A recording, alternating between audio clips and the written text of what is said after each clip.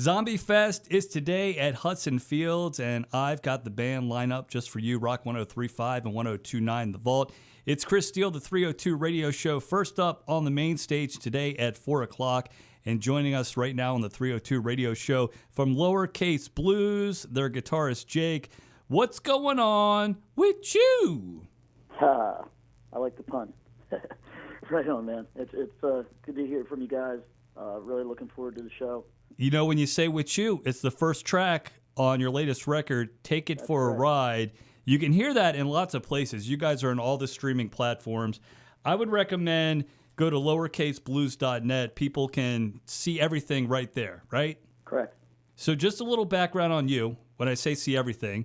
And I'm famous for saying, hey, listen, long story or short story, but your website has all that. And part of the long story is your old man took you to a blues club. And for the listeners, pick it up from there. Tell us about this journey. Yeah.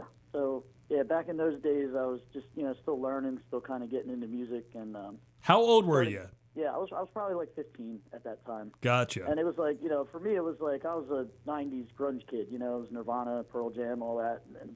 And I was just learning more about music, and my teacher showed me some blues stuff, and it just really clicked with me. I started really getting into this style of music. I started ordering some B.B. King CDs and stuff like that, and just kind of really dug the sound, it was something different. It just resonated with me. And my dad kind of got a kick out of it, just hear me, learning this other music that wasn't, hard rock, So he took me to a blues club in Wilmington called Fat Rick's. Somebody told him about it, and he was like, yeah, let's go hear some blues, man. Go hear the real stuff, Yeah, it was really cool. I'll never forget walking in there. It was just a great vibe, great environment. And there was a dude in there named Larry Garner. He's out of Baton Rouge. On his set break, he came over and talked to us, and my dad was like, yeah, the kid's learning to play guitar and all that. So on his next set, he came over to me and he leaned in and he was like, hey, can you play a minor? I was like, yeah, and he handed me his guitar, and the next thing I know, I was on the stage playing with the band, just playing some licks and stuff, and it just first time I was ever in a blues club, I was on stage jamming with the band, and then since then it was I was always back at the club. The owner would have me back in to sit in with some people, and got to meet a bunch of people in the community that would help me along and get me on stage and all kinds of stuff. So that's kind of how I got started. It's a great Blues, story. anyway. There's not a week that goes by on Facebook that I don't see a big band pulling somebody on stage and having them perform. Have you paid this forward yet? Has Lowercase Blues pulled a young listener out of the audience on stage? We have had some guys fit in, yeah. Particularly, we used to run a jam session, so we had a bunch of the young guys coming out to get up and jam. A few of them are getting a little older now, and they're actually getting into bands around town and stuff. You can see a few of them for sure. But yeah, man, yeah, we're always, just and not even age discriminatory. We got some friends from up north that'll come down. We'll get them up to jam, and that's kind of what the blues is about in a way. It's the universal language, so to speak. My son's a ringer. If you ever see him, drums, electric, acoustic, keyboard, trumpet, vibra slap. He could just vibra slap his butt off all show long if you guys needed it. There's more cowbell, and then there's vibra slap. If you don't know, you don't know. You guys know the vibra slap. Oh, we sure do. Yeah, I listen. So you play guitar in the band. Any other instruments that you've dabbled with over the years, or say bucket list, I'm going to do this someday? I have to be honest, I really don't. I just still practice my guitar. I do practice different styles, different things pretty often. Been working on more finger picking stuff lately. Just trying to, throw as many things into my arsenal as I have. But I don't really play any other instruments. The guitar is more than enough to keep me occupied. So what's your favorite guitar that you own? Give us the specs. Yeah, I got a Fender Stratocaster. It's kind of a parts caster. I got the neck first. It's the Eric Johnson model neck. I got a Warmith Strat body and had a friend paint it, and the paint's kind of all wearing off now, which was kind of the idea. And then some DiMarzio pickups, single coil pickups.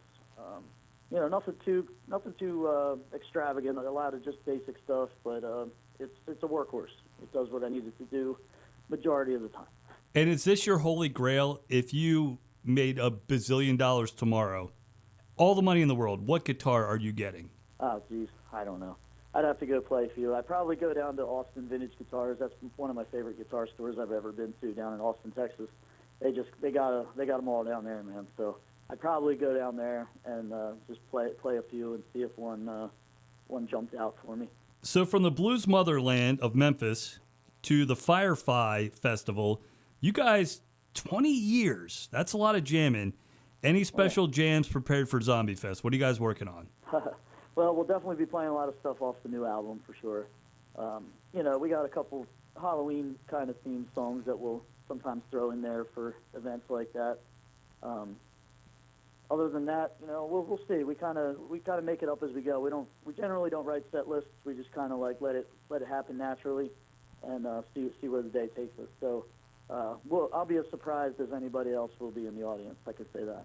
You're going to be mad about this question, especially after the answer that you just gave.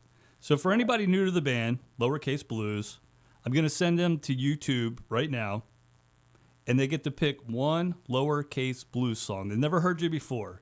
What song do they have to hear? I don't know. Definitely off the new album. I mean, we're really proud of that one. The album's called Take It for a Ride. If I had to pick a track, it's hard to say. I really like. I'm really happy with a song called Pocket Change. It seems to be really a good hit. It's really one of the more requested ones. But also, our drummer wrote a song called Couldn't Get to Sleep, and a lot of people really gravitate towards that as well. And then sounds like you guys need to work on your sleeping, getting up in the afternoon. Yeah, well, that's always an issue, man. That's always a work in progress there. Yeah. No, I hear you. I'm sorry to cut you off. What other song? Yeah. There's one with a really cool drum intro to it. Is that the one your drummer wrote? Is that Pocket Change? Pocket Change I wrote. He wrote Couldn't Get to Sleep. Trying to think which one would have the drum intro. That was probably a Peace of Mind, actually, more like the New Orleans. New Orleans thing. Yeah, that definitely features the rhythm section. Yeah, buddy, that's some good jamming right there. I'm sure we'll be playing that one too. Yeah. We can't wait to see you guys. 4 o'clock today on the main stage at Zombie Fest, Hudson Fields. At 5:45, you got Mama's Black Sheep. I listened to their song Spoonin' the other day. That's pretty awesome. Oh, yeah, they're wonderful. I love them. At 7:30, you guys gigged with Universal Funk Order. Oh, yeah. Yeah, I'm very familiar with those guys. They lay it down, man. Nice. You guys should all get out there and do one big, bring the house down thing. Yeah, we'll see. We'll see where the night goes. I hear you. So if you can't make today's show, lots of upcoming gigs. You guys are working hard. LowercaseBlues.net for all that. Jake, thanks for calling in to Rock 103.5 and 102.9 The Vault. Absolutely. Thanks for having me, man.